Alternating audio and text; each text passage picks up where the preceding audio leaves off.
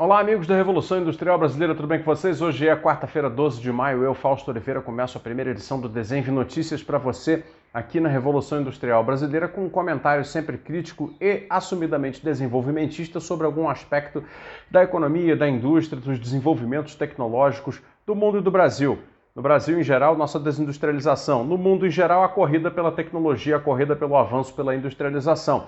Exatamente, esse é o contraste que eu vou mostrar a partir de uma notícia que saiu nos últimos dias e que eu fiquei impossibilitado de comentar, mas que agora vou trazer aqui para vocês. A IBM, a fabricante, né, dos Estados Unidos, que é tradicionalmente conhecida por ser uma indústria de computadores, né, uma indústria de unidades de computação, mas que depois se tornou uma empresa de desenvolvimento de tecnologias digitais em geral, cloud computing, etc, etc., ela anunciou nos últimos dias uma inovação absolutamente radical na área de semicondutores, ou seja, microchips, que é o tema do mundo nesse momento, né? A grande escassez de microchips que tiveram sua cadeia produtiva desorganizada pela pandemia e que vem gerando dor de cabeça em uma série de setores econômicos espalhados por toda a economia do mundo. Bom, a IBM lançou o seguinte, anunciou, né, o lançamento do primeiro chip do mundo com 2 nanômetros, ok? Então a é uma tecnologia de folha, é uma folha de chip, correto? Com 2 nanômetros de largura, que é uma tecnologia que vai permitir, segundo a IBM, uma tal capacidade de processamento, né, porque, para você ter uma ideia, num chip do tamanho de uma unha, segundo a IBM, consegue-se colocar, a partir de agora, nesse chip de 2 nanômetros, 50 bilhões de transistores. E aí esse chip, que eles já desenvolveram, anunciaram o desenvolvimento, e que vão licenciar para a fabricação de outros manufatureiros de chip, como TSMC, Samsung, Intel, né, e outras empresas que fabricam, de fato, o chip, manufaturam o chip, né? A IBM não manufatura, mas ela desenvolveu a tecnologia e aí agora vai licenciar para fazer a manufatura disso por outras empresas. Essa tecnologia dos 2 nanômetros, ela pode, entre outras coisas, segundo a própria IBM, quadruplicar a vida de uma bateria de telefone celular. Ela pode cortar, assim, drasticamente a emissão de gases de efeito estufa de data centers, ou seja, os data centers que são intensivos em consumo de energia podem consumir muito menos energia.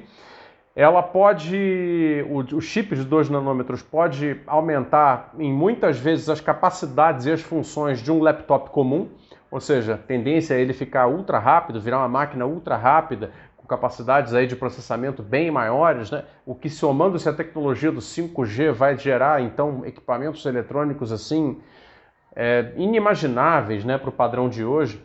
E, claro, também pode contribuir ainda, segundo a IBM, para uma detecção de objetos muito mais rápida, quando eles são usados para detectar objetos, como, por exemplo, nas tecnologias de autonomia de veículos. Então, assim, se você participa do mundo da mineração, sabe que os caminhões de mineração, porque os sites mineiros são sites pouco povoados, tem poucas pessoas trafegando, muitos deles já usam caminhões autônomos, né, para fazer rotas pré-definidas por computador. Os caminhões vão se sensoriando uns aos outros e vão definindo, e isso dá muitos ganhos de produtividade.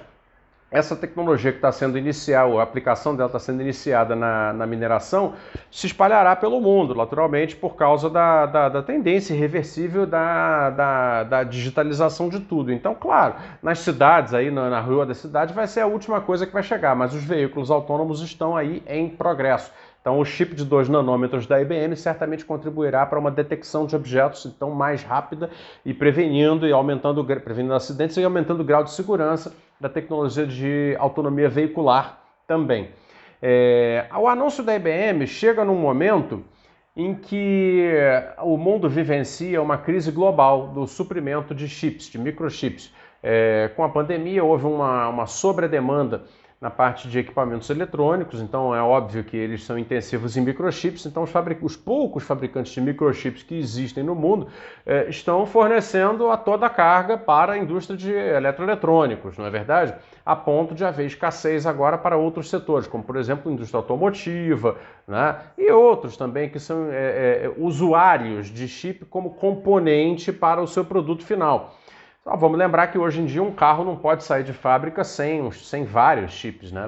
Ele tem injeção eletrônica, ele tem o computador de bordo, ele tem o sistema de cálculo da câmera de ré, uma série de funções que são hoje parte comum, piloto automático, são parte integrante, né, do projeto de um automóvel. A mesma coisa, por exemplo, com uma geladeira. Uma geladeira não pode sair sem um controle automatizado das suas funções de congelar mais, congelar menos, né, termostato, etc. Então o chip está espalhado, as televisões digitais que põem o Netflix que você gosta de ver de noite, né, aquilo tudo tem chip incorporado, né? Então, assim, todo esse pessoal está numa procura muito grande, todas essas indústrias estão demandando muito microchips e, por outro lado, os fabricantes de microchips não conseguem mais atender essas demandas, porque os fabricantes de celulares, tablets e computadores, laptops, estão sobredemandados e, portanto, sobredemandando a produção de chip original.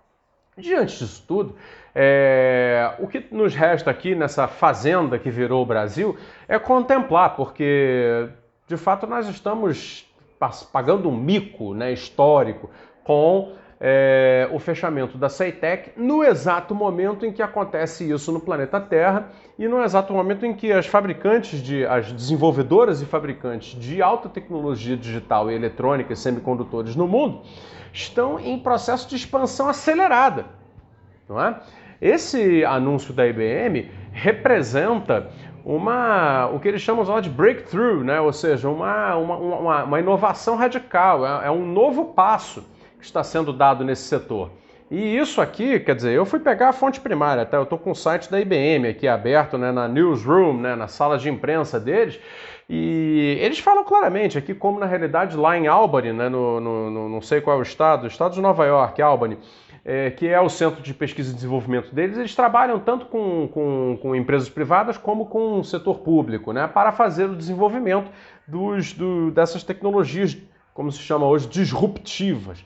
E aí vão colocar no mercado um negócio de altíssimo valor, um negócio que pode salvar, né, o patrimônio, aí, entendeu? Salvar a casa, porque a casa está caindo, né?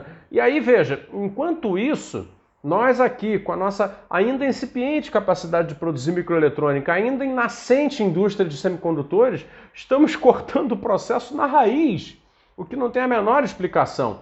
Isso mostra exatamente como que os Estados Unidos respeitam os Estados Unidos e como o Brasil desrespeita o Brasil, não é verdade? Eu volto muito a esse assunto, sempre volto a esse assunto, porque realmente ele é muito contrastante e se isso de fato acontecer, a extinção da nossa unidade produtora de semicondutores, que fique como lição, entendeu? Para que seja a última prática de autossabotagem, de auto-boicote que o Brasil verifique na sua história.